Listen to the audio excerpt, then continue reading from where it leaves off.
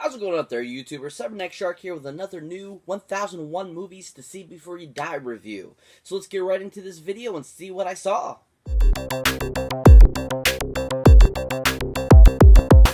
So a couple days ago, I had the chance of checking out another 1001 Movies to See Before You Die video. Now, the particular one I ended up watching was a movie from 1973, starring the late, great Christopher Lee. And that, of course, is the first and original film that it was just considered a huge success for its time. It was considered a mystical slash kind of like coming of age slash just a new type of film for its time. And that, of course, is the film The Wicker Man. Now, The Wicker Man, if you're not familiar with, is kind of basically like a horror film, but with some drama and some, like, history of, like, a certain religion that is believed over in the Isles in Ireland, basically.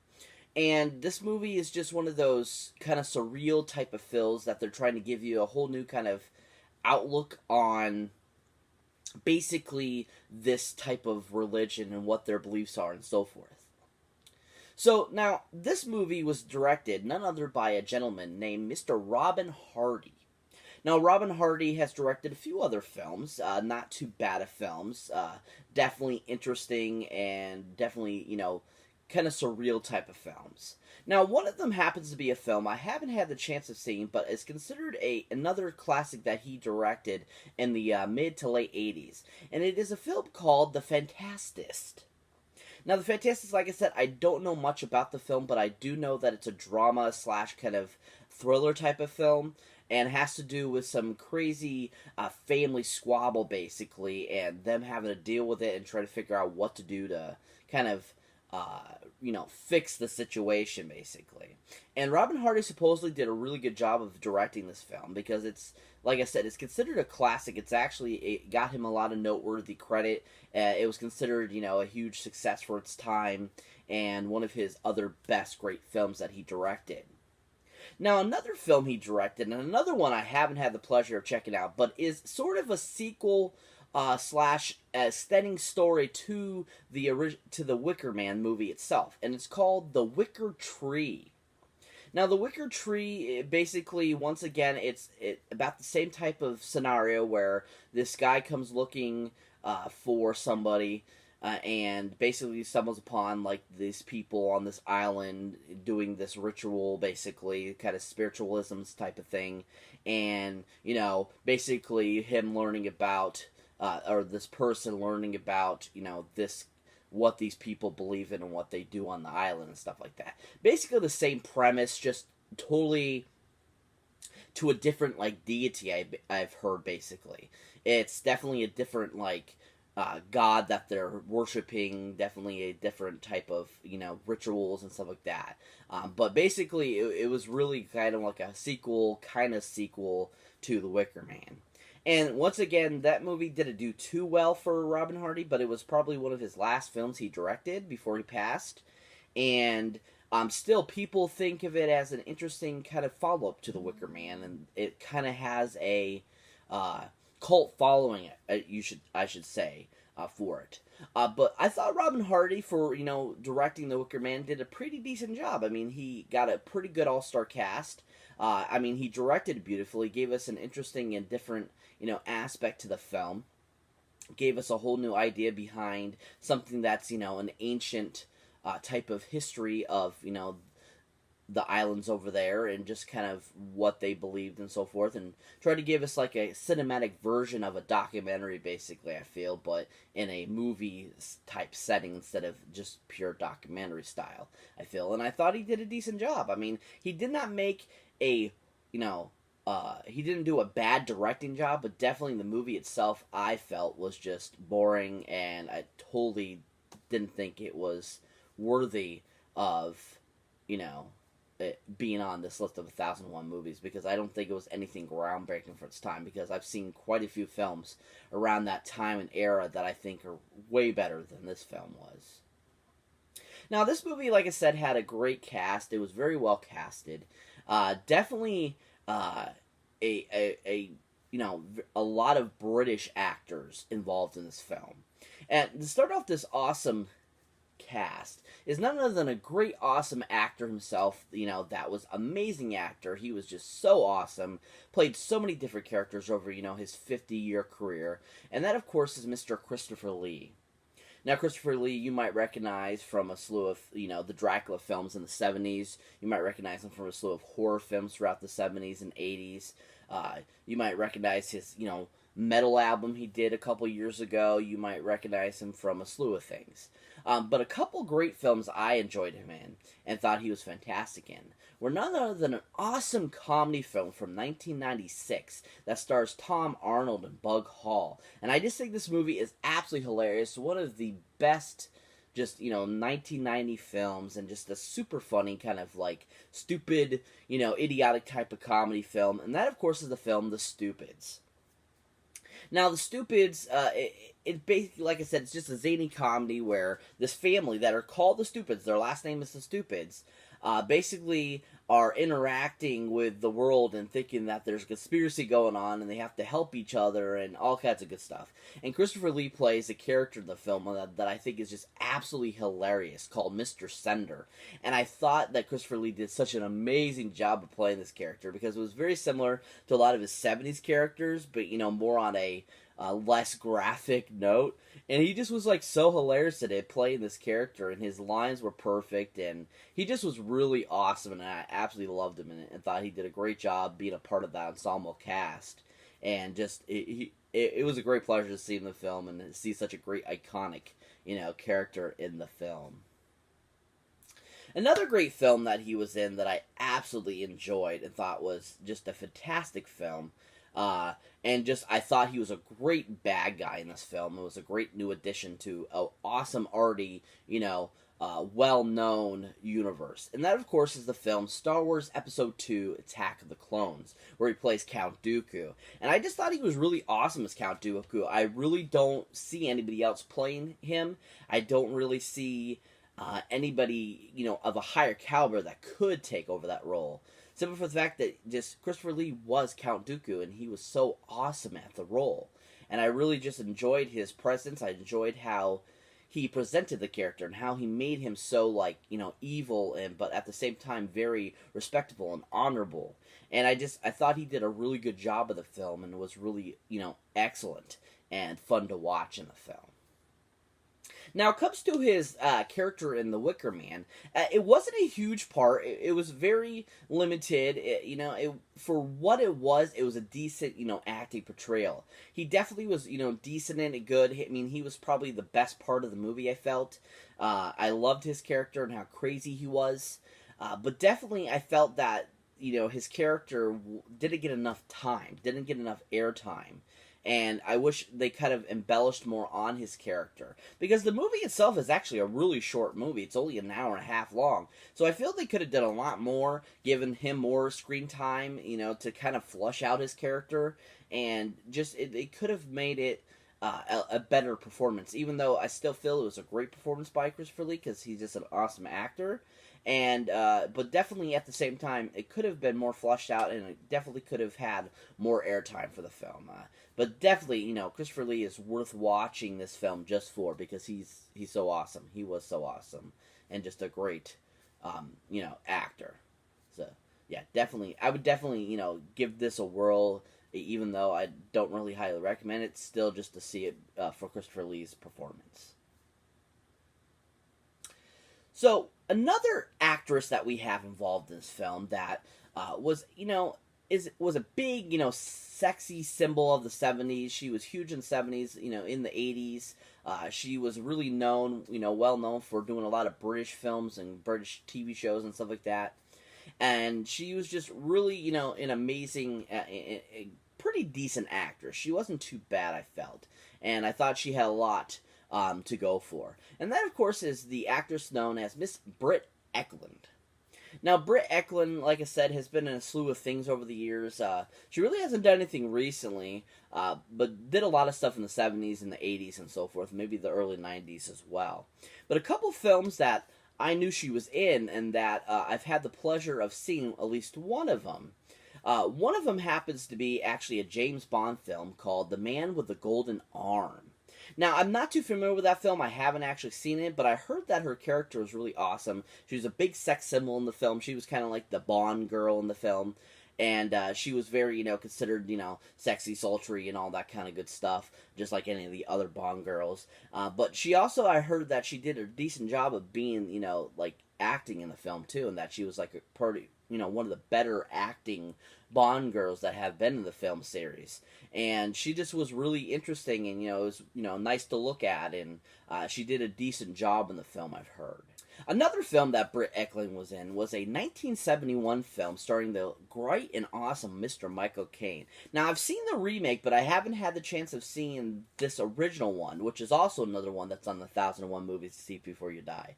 And that, of course, is the film Get Carter, which is basically kind of about like this hitman guy that gets involved with something where he has to get himself out of the trouble instead of him taking out a target. He has to help himself and not be the target.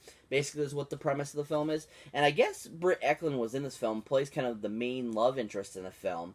And like I said, I haven't had the pleasure of seeing the film, but I did hear that she did a really good job in the film. That she was really good. She had some great intense scenes, some really good dialogue, and just was a great presence in the film. Made it very classic and enjoyable, and just made a great, awesome, accompaniment to Michael Caine's character in the film, and just was a really great pleasure to work with, and also just a great actress in general. Definitely looking forward to checking that out eventually, though, because I love Michael Caine. I just think he's an awesome actor, and it's also one of the ones on this list, so got to do that too, But anyways, it's definitely heard that if she did a good job and was fantastic in the film as well. Now, when it comes to the Wicker Man, basically she was kind of just a nude object in the film, I felt. I mean, because she basically, one of the first scenes she's in, she's, topless and, showing herself naked pretty much, in a huge scene. And you're just kind of like, is this all this girl was worthy of? Is being, showing her breast off, and stuff like that. And so I didn't feel that was necessary for the film. They could have done, so much more. I don't know if that's really a part of that, that idea of that, deity's ideology or that religion or whatever. But I mean, that does play a lot of parts in a lot of those types of religions, I know. But at the same time, I just felt that it was totally unnecessary for this film, and... yes, it's nice, if you're a guy and you like boobs and you like seeing boobs, but at the same time, I just feel that it was not necessary for this film. I just felt like there could have been so much more to this film versus that and versus other things in the film. And I feel that she should have been recognized more for her acting ability in this film versus that, because I really feel that's what her main credit for this film was showing herself topless.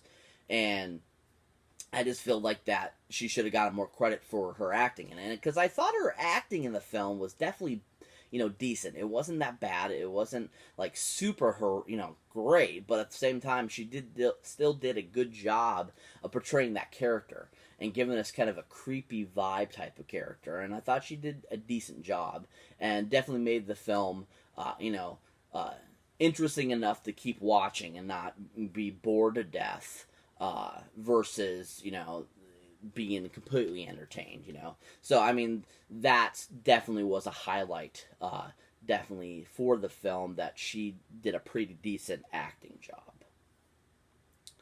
Now, another great actor that was in this film, that was another one of the main characters, and who was kind of the gentleman that was there looking for this missing supposed girl. And was just an interesting and definitely definitely a good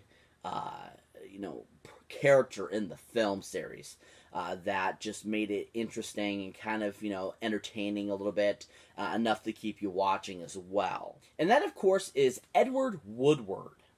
Now, Edward Woodward, you might recognize from a slew of British things and stuff like that. I haven't seen a ton of British films and TV shows, but I heard he had a huge, acting career on a lot of those films. But a couple films or one of the ones I've seen him in and actually have had the pleasure of checking out was an awesome 2007 British film directed by Edgar Wright. and starring Simon Pegg and Nick Frost, and that is the awesome film Hot Fuzz, which I think is one of the best Fantastic films of all time.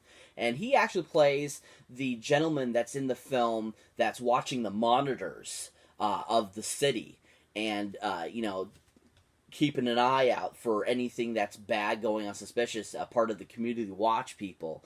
And I couldn't believe that was him from this film, because like he was so young versus so old, and I was like, wow, he really aged a lot, and he totally aged like so differently looking, and I was just like, wow, I couldn't believe that was the same guy. But at the same time, I loved him in Hot Fuzz. I thought he was so funny and hilarious and just super just fun to watch, and I thought that was probably one of his best acting jobs I saw him in. He just was like so awesome, and I absolutely loved him. Thought he did a really good job, and definitely was a great addition to that awesome already cast of that awesome film.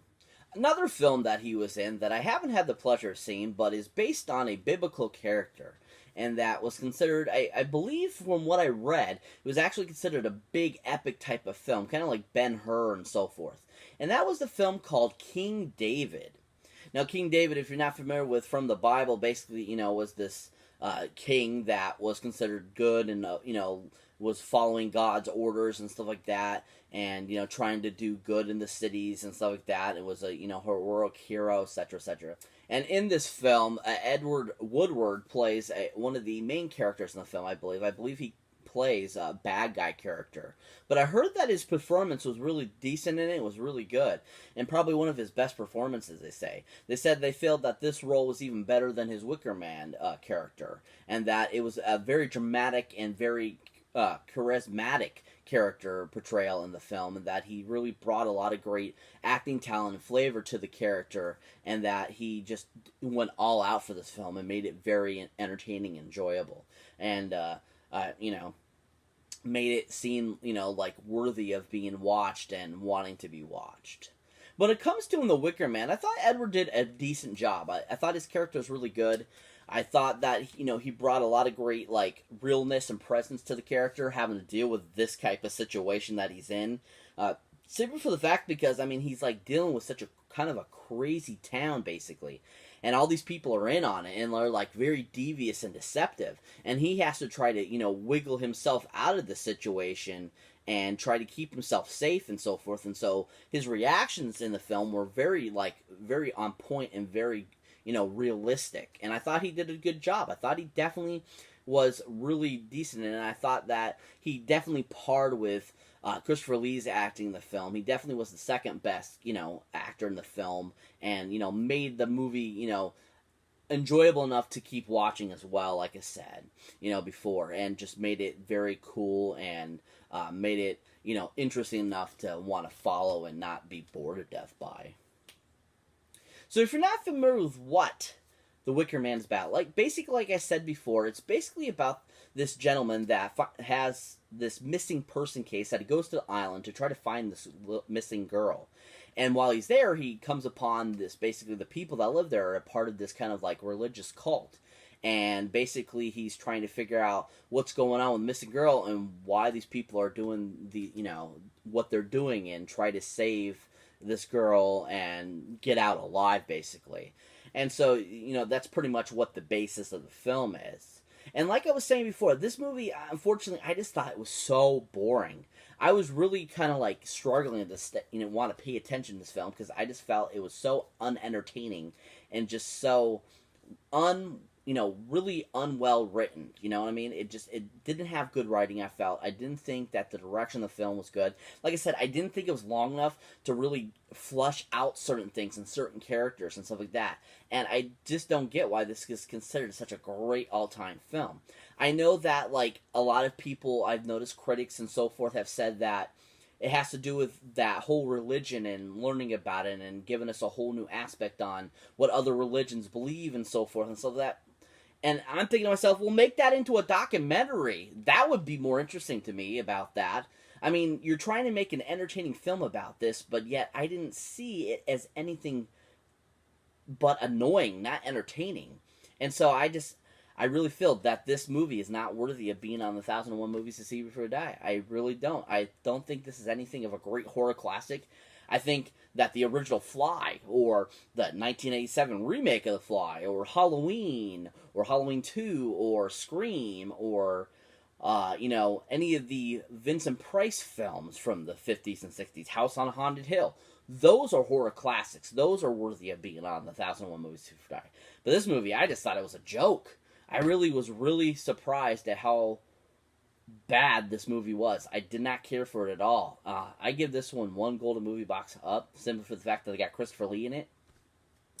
And I was really disappointed with it. I was expecting so much more out of it, and hopefully,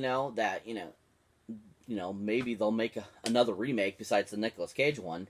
Because I even thought the Nicolas Cage one was better than this one. I thought it was still a horrible film, but I thought that at least the Nicolas Cage one was better. I liked where they took it. I liked that they gave it a little bit more time to breathe. That they, went the way they did, and I thought that was a lot more enjoyable, more entertaining. But yeah, at the same time, I was really disappointed with this film. But like I said, it's my opinion, so definitely go check it out for yourself, especially if you're doing this list, so you can see what you feel, what you think, and if you like it or not like it. It's that's what it is. And but definitely, I don't look to purchase this movie ever, and I thought it was definitely I thought it was just a really, really boring and horrible film. I was really disappointed with it. Yeah, so. Yeah.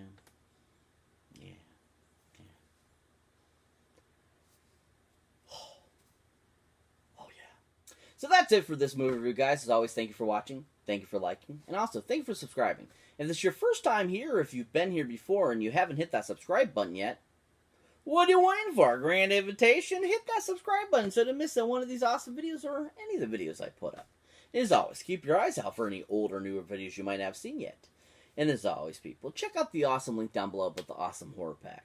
Now, if you're a horror pack or a horror fan, what better way to get awesome new horror films every month than through an awesome box like this? Now, each box contains either 4 DVDs or 4 Blu-rays, and each one comes with an awesome limited edition you can't get anywhere else. So, especially if you're a big collector of, collectibles and stuff like that, what better way to get it included in your price and not be, in charge out the wazoo, you know what I mean? So if that interests you, hit that link down below, follow it, and sign up and get a discount on your first month as well. And as always, people, check out the awesome Stardust app, people, that's on the Google Play Store and the Apple Play Store right now. This is an awesome little app where you can watch 3 to 30-second little mini reviews of movies, TV shows, trailers, documentaries, anything you can think of. And also, this app is always updating and making new features. Like, they just recently added the awesome poll option where you can where people can put up polls, and you can poll like, who's your favorite Spider-Man, or which version of this film did you prefer, which all that kind of good stuff. It's a really cool little app. So if that interests you, go ahead and go to one of the Play stores, download it, and then follow me at Cyberneticshark, and I'll follow you back. And as always, catch you in the next one.